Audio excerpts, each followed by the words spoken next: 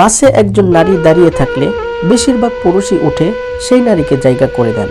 লম্বা লাইনে দাঁড়িয়ে থাকার সময় একজন পুরুষই বলে ওঠেন তার পেছনের নারীটিকে অগ্রাধিকার দেওয়া হোক।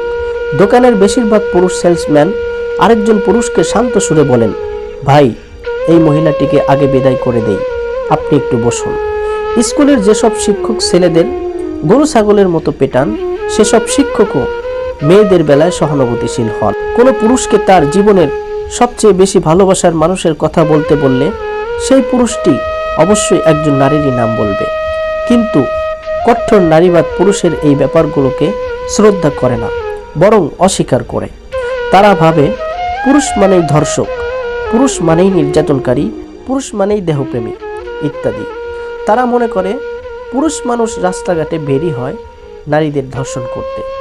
সি, এরকম একচোখা চিন্তাকে আমরা মনে প্রাণে ঘৃণা করি।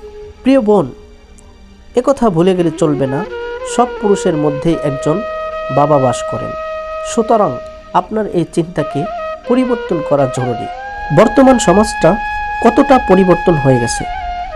আমরা বলে থাকি জামানাটা পাল্টে গেছে, আসলে না, জামানা ঠিকই আছে, বরং পাল্টে গেছি আমরা।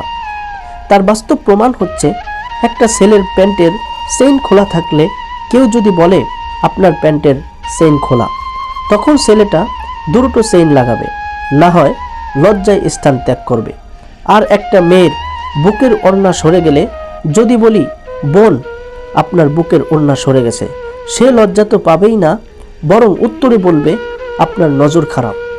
কি বিশ্বাস হচ্ছে না? চলুন তাহলে একটি ভিডিও দেখে এনে আসি।